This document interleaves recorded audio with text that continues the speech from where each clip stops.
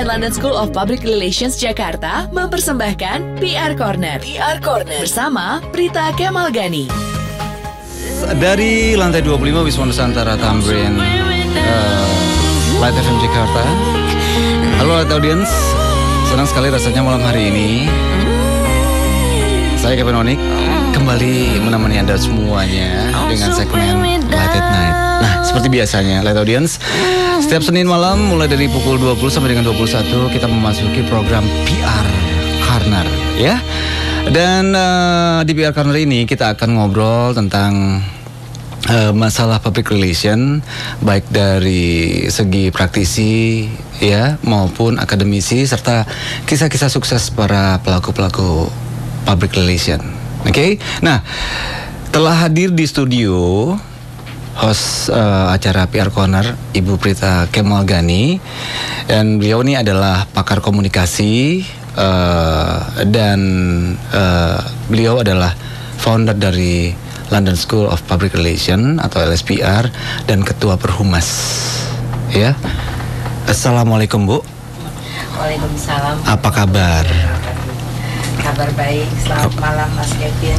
Iya. Dan yang pasti Bu, selamat malam. Kita ketemu lagi malam hari ini ya. Dan yang pasti malam hari ini juga ada tamu spesial yang akan datang di sini. Bisa dikenalkan nggak Bu sih tamunya malam hari ini siapa sih? Tamu saya malam ini adalah seorang humas yang sangat piawai, yang pernah memenangkan award sebagai the best corporate secretary dari Forum Humas BUMN. Beliau adalah sahabat saya, Bapak Nixon Napitupulu, corporate secretary dari Bank Mandiri. Selamat malam Pak Nixon. Selamat malam Bu Prita. Suaranya juga mantap. Iya, terima kasih Pak Nixon sudah berkenan hadir di acara PR Corner malam hari ini.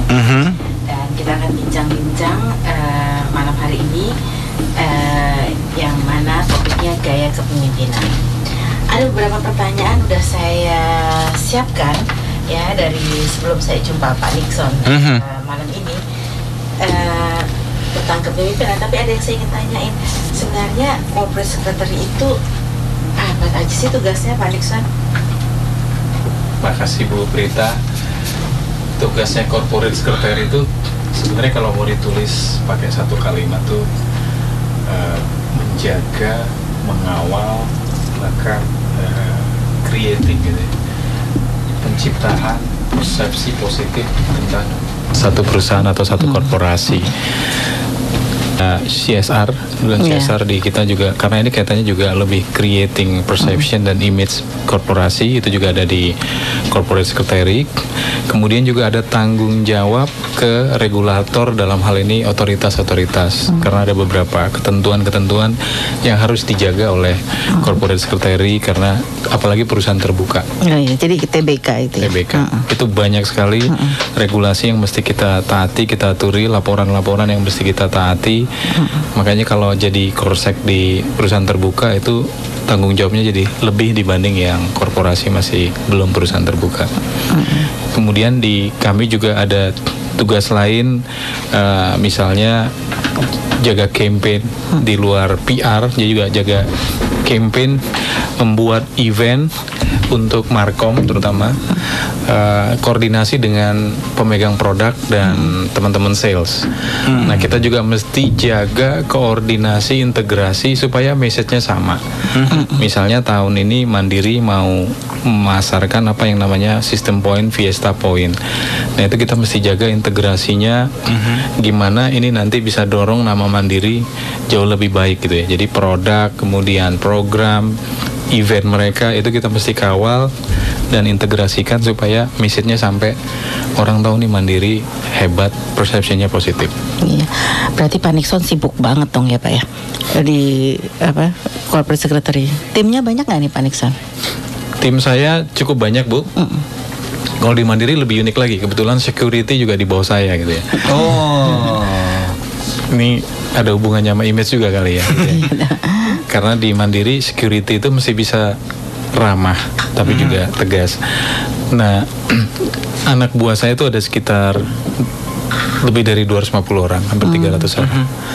setiap harinya yang banyak tuh adalah eventnya sebenarnya. Pekerjaannya jaga event, kemudian juga bicara dengan banyak orang, kemudian ketemu banyak orang dan lain sebagainya. Jadi kalau ada keluhan gitu nggak lewat tim corporate secretary dong ya, ada tim sendiri. Kalau dia lebih ke layanan dan produk, memang di kita ada yang namanya customer care, tapi juga bisa lewat kita, dan nanti yang menjawab ke media kita. Terutama misalnya ada keluhan lewat media, lewat SMS dan sebagainya, kita tahu dan kita akan memastikan ini di follow up dan dijawab dengan baik. Nah ini kan timnya tadi banyak ya Pak Nixon, ada 250 dan tentu terbagi juga di seluruh Indonesia ya.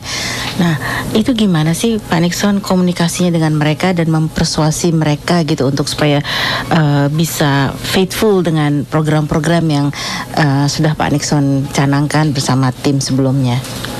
Yang pasti saya berusaha berkomunikasi setiap saat dengan mereka. Kemudian saya memaksa juga tim sekali seminggu, kayak kata paksa nih dikit, kata paksa untuk wajib ketemu Senin pagi.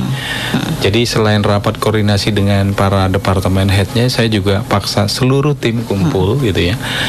Kecuali memang tugas yang nggak bisa ditinggal, kumpul untuk mengarahkan ngelit apa yang harus mereka capai di minggu ini dan di bulan ini. Itu saya lakukan setiap minggu secara disiplin, dan kita juga punya leading indicators yang mereka semua tahu, dan saya ukur leading indicatorsnya apakah ini dikerjakan apa enggak, target kita seperti apa, ini masih merah, kuning, hijau dan seterusnya. Saya ngelit itu aja, lalu biasanya nanti terjadi diskusi. Ya.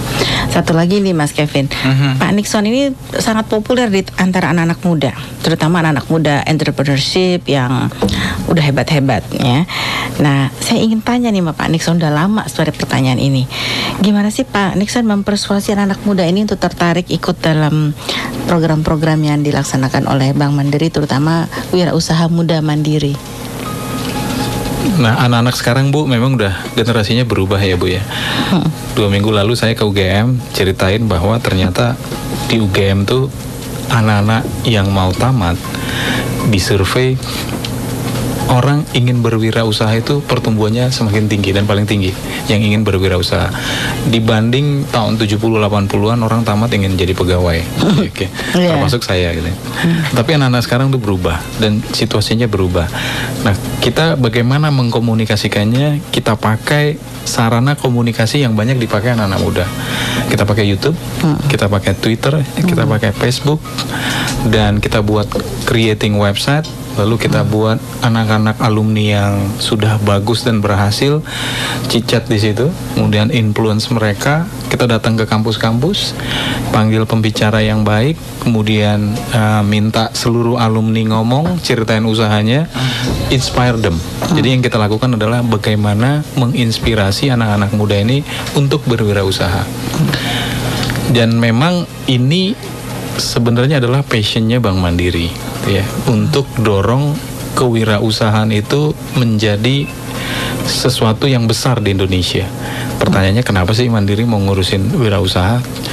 Jawabannya gampang. Kita udah lihat negara yang besar atau bank yang besar itu selalu hidupnya di negara besar. Nggak ada bank besar itu berasal dari negara miskin. Jadi kita lihat, oh ternyata kalau bank mau besar, negaranya besar, dan demikian sebaliknya. Lalu kita lihat negara besar itu karakternya seperti apa sih? Kita lihat ternyata jumlah pengusahanya untuk negara-negara yang maju itu di atas 2%. Contoh Amerika Serikat, jumlah pengusaha dibanding jumlah penduduknya itu di atas 12%. Anak-anak mudanya pengen jadi wirausaha, nggak pengen disuruh-suruh. Di Jepang itu lebih dari angka 10%. Di Singapura lebih dari 5%. Makanya nanti di Singapura makin lama cari pegawai makin susah. Di Indonesia udah menjadi pengusaha. Di Indonesia tuh dikumpul-kumpulin, termasuk Mbak gendong jamu, pedagang kaki lima, itu masih jauh di bawah 2%. Nah, karena culture kita ingin jadi pegawai. Nah, itu yang kita dorong supaya pengusahanya tambah, supaya negaranya gede, GDP-nya gede, banknya pasti gede. Iya. Pak Nixon ini juga PR yang canggih. Jadi tahu maksudnya inilah apa namanya paham sosial media, information technology. Jadi persuasinya juga melalui sosial media tadi ya. Jadi jangkauannya juga banyak. Jadi pas sama anak muda ya gitu. Jadi kita belajar juga hari ini nih Mas Kevin. Betul. Nah ini, apakah anak-anak sekarang mulai sadar bahwa setelah 30 tahun 3,5 abad zaman dulu kita dijajah Belanda, terus bahwa jadi pegawai pemerintah Belanda itu keren banget, ya kan? Terus kemudian semuanya pengen jadi pegawai, ya kan? Nggak keren kalau nggak jadi pegawai. Tapi sekarang begitu melihat enak banget ya jadi pengusaha, santai, pakainya nggak perlu resmi, terus bisa santai aja gitu. Tapi duitnya banyak. Apa mungkin ada pemikiran di mereka seperti itu nggak sih Pak? Kalau Bapak sering ketemu anak muda yang gue pengen jadi pengusaha, atau memang ada kultur dari keluarganya? Nah, kita memang cek juga sih ya. Cuman nih hasil kita minta tolong ada lembaga survei mereka tuh siapa sih yang jadi wirausaha gitu ya, karakter dan sebagainya. Terus demografinya tuh ada di mana gitu ya. Kita coba lihat profiling mereka. Ini hasilnya memang belum kita lihat, kita lagi minta tolong. Tapi memang yang kita lihat beda adalah anak-anak sekarang memang cenderung nggak sabar.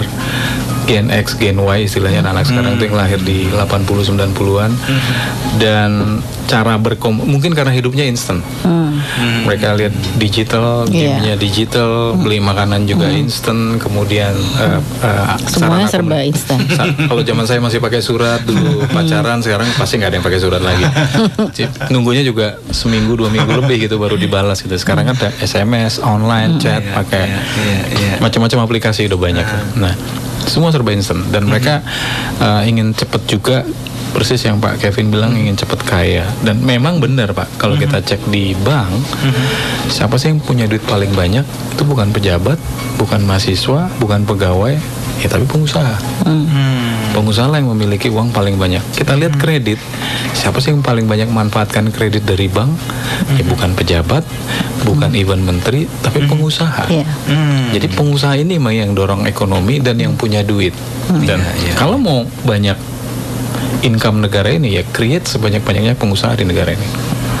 Nah ini yang kita inspirasikan karena anak muda. Tapi memang untuk jadi pengusaha yang berhasil ya nggak mudah juga. Mereka juga jatuh bangun. Nah ini juga yang mesti kita sampaikan ke mereka, komunikasikan ke mereka. Jadi bukan cuma punya cita-cita, tapi tahapan yang harus mereka lalui juga mesti didorong, dibangun, bahkan di coach, di mentoring dan sebagainya. Nah itu yang dilakukan oleh yang kami lakukan. Bank Mandiri ya, Wirausaha Muda Mandiri ya. Ya mudah-mudahan ketekunan itu juga terus ini juga ya dengan mentoring tadi Pak Nixon ya. Betul.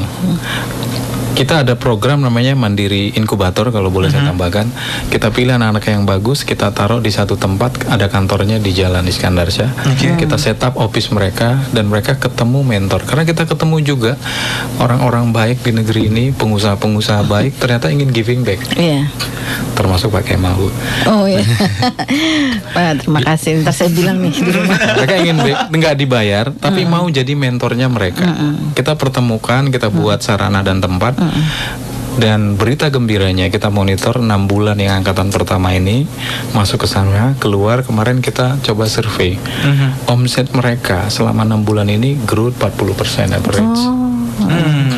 Jadi kalau pengusaha yang kita lihat yang keturunan, mentornya kan ayahnya. Kalau anak-anak ini kan ayahnya pegawai. Jadi mesti jadi belajarnya dari mana, mesti ada mentornya ini ya. Bener. Karena bapaknya juga dulu pegawai, anaknya sekarang tiba-tiba yang pengusaha. Terus gimana ya Pak ya, aku ya bapaknya juga ya belajar aja deh. coba. Tapi kan kadang-kadang memang ada gagalnya tadi Pak ya. Kalau setiap nah itu gimana Pak kalau seandainya mereka gagal? Kadang-kadang kan ada Bu orang yang udah gagal, coba lagi takut gitu. Apalagi kalau udah pinjam uang. Nah, itu gimana Mas? Ngulanginnya kan bingung kan Pak. Nah, ini juga kesalahan pemikiran sebenarnya. Orang selalu mikir kalau nanya ke saya, Pak kalau saya mau mulai usaha modalnya dari mana gitu kan. Terus kalau jatuh nanti gimana gitu kan. Yang kita kasih tahu adalah semua pengusaha yang berhasil itu nggak memulainya dari modal, tapi mereka memulainya dari kreativitas. Kreativitas. Modal itu biasanya belakangan. Kita lihat aja orang-orang terkaya itu selalu ada, orang-orang berhasil selalu ada kreativitas dulu di depannya gitu ya. Nah itu yang biasanya membedakan mereka dengan pengusaha yang tidak berhasil gitu ya. Jadi mereka create produk, create layanan, create usaha yang memang unik dan kreatif gitu ya di usahanya, dan itu membedakan dia nanti. Nah itu biasanya yang nantinya akan berhasil.